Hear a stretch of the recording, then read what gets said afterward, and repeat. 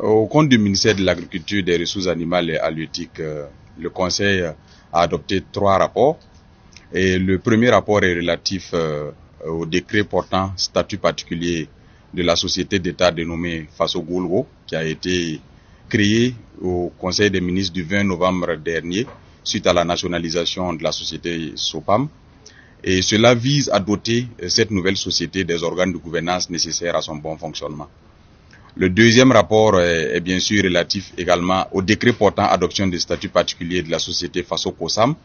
et qui elle aussi a été créée à l'occasion du Conseil des ministres du 20 novembre dernier. Et ce décret vise à donner à cette nouvelle société d'État les organes nécessaires à son bon fonctionnement, notamment le conseil d'administration. Le troisième rapport est celui relatif aux résultats de la campagne agricole humide 2024. Et nous avons eu l'occasion, dans le cadre du devoir de redevabilité, de rendre compte, après les efforts qui ont été consentis par le gouvernement, des résultats qui ont été obtenus à la suite de cette campagne agricole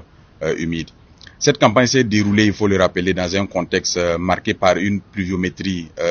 normale à excédentaire dans certaines parties du territoire. Et nous notons sur l'ensemble de notre territoire une pluviométrie qui varie entre 491 mm d'eau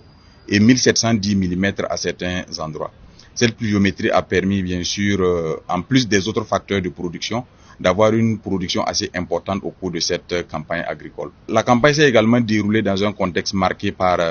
un changement de paradigme au niveau de l'ensemble des acteurs, que ce soit les producteurs,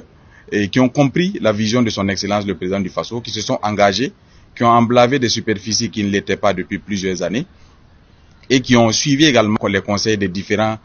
acteurs de l'encadrement technique pour permettre d'atteindre les résultats optimums. Les acteurs également au niveau central, c'est-à-dire au niveau du ministère de l'Agriculture, des Ressources animales et halieutiques, ont également compris et ont changé de paradigme, ont troqué leur tenue de ville contre des tenues de campagne et contre des bottes, et ont pris d'assaut les champs pour permettre en tout cas à ce que cette production puisse être importante au cours de cette campagne. Il faut ajouter à tous ces éléments le contexte marqué également par un appui important de la part de l'État. Vous avez suivi la quantité importante, autour de 62 000 tonnes d'engrais qui ont été mis à la disposition des producteurs,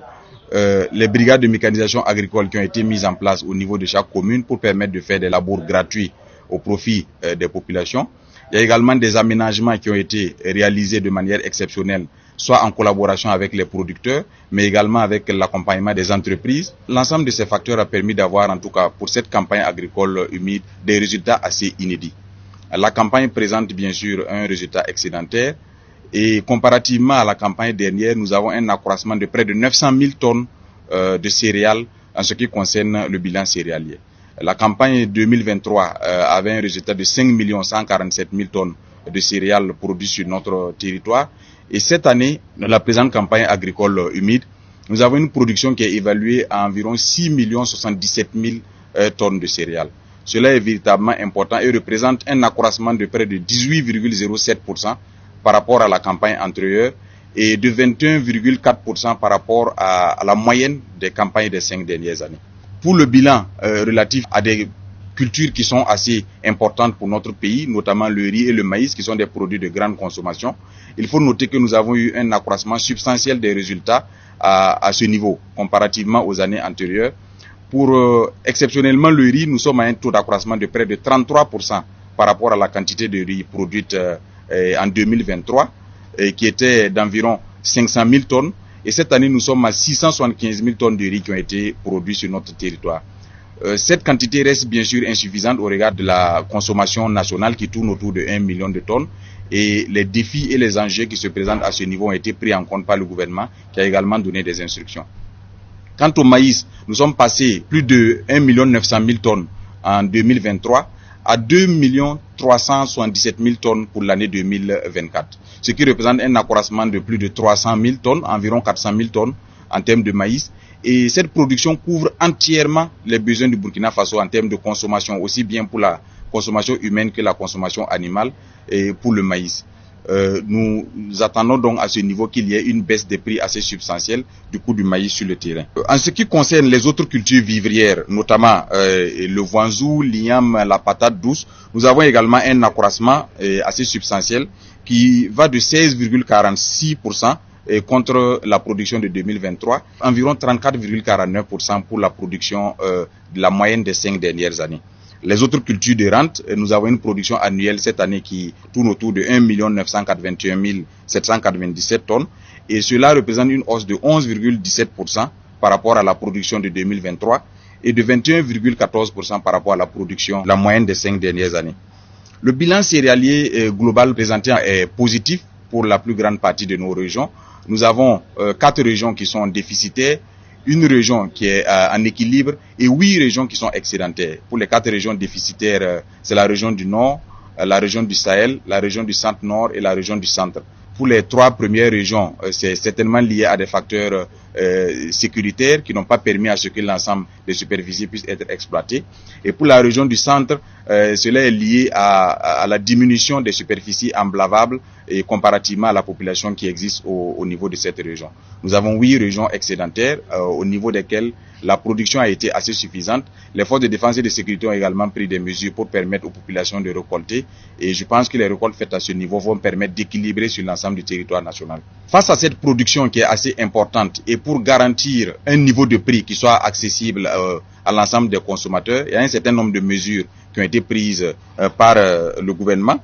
Notamment, pour faciliter les récoltes, il y a eu des appuis en matériaux de récolte, il y a eu des appuis en infrastructures également de stockage, il y a eu des appuis en unités de transformation. Le plus récent appui a été la remise de trieuses optiques au profit des transformateurs de riz pour permettre à ce que non seulement la production soit importante, mais qu'elle soit également de qualité au profit de nos consommateurs. Il y a également des mesures conservatoires qui ont été prises pour éviter, bien sûr, la sortie des céréales. J'en veux pour preuve le communiqué interministériel qui a été signé pour interdire purement et simplement la sortie des céréales. Et le gouvernement a instruit que des mesures fortes soient prises en collaboration avec le ministère de la Sécurité pour que les dispositions de ce communiqué puissent être respectées et éviter la spéculation qui s'observe déjà sur le terrain à travers certains acteurs qui constituent des stocks pour le moment venu les faire ressortir et augmenter les prix pour procéder à leur vente. Les perspectives pour 2025, c'est bien sûr déjà au cours de cette année la campagne sèche qui est en cours, avec un accent particulier mis pour la production du blé. Nous sommes aujourd'hui à un niveau de 1022 hectares de blé déjà sémés sur l'ensemble du territoire national et les semis continuent sur certaines parties du territoire. Également, il y a eu, le même accompagnement a été poursuivi au profit des producteurs, notamment en termes de labour gratuit, en termes d'intrants à coûts subventionnés, pour permettre à ce que la production en campagne sèche vienne encore accroître le niveau de production sur l'ensemble du territoire national. L'ensemble de cette production profite également aux éleveurs parce que les résidus issus de la production agricole et de la récolte, que ce soit pour le mil, le maïs et toutes les autres spéculations, servent comme fourrage au profit des éleveurs. Donc nous avons à ce niveau également un accroissement de près d'1 million de tonnes parce qu'en 2023 nous étions à autour de 8 700 000 tonnes de matière sèche pour les éleveurs et cette année nous nous retrouvons à un taux de près de 9 900 000 tonnes au profit de ces mêmes éleveurs. Cela, bien sûr, justifie un accroissement assez substantiel et pour les périodes assez difficiles qui vont arriver, notamment la période de février à mars jusqu'en mai, il est prévu que les sous-produits agro-industriels puissent être utilisés pour combler le déficit, bien sûr, qui est observé malgré cette production très élevée. Le Conseil a instruit, bien sûr, de prendre un certain nombre de mesures fortes pour faire en sorte que cette production inédite de cette campagne agricole puisse réellement profiter à notre pays. Il s'agit notamment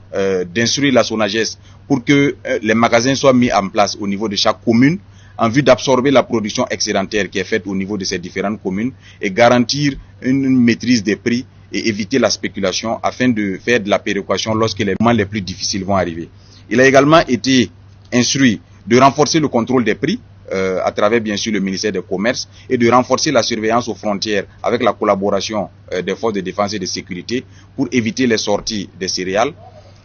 Il a été également instruit qu'une convention puisse être négociée avec nos partenaires, les pays de l'AES, dans le cadre de nos sociétés en charge de gestion des stocks, pour que les échanges et les ventes de stocks puissent se faire d'État à État à travers les institutions qui sont mandatées à la matière et éviter qu'il y ait des sorties abusives de stocks en faveur d'un ou de l'autre des pays.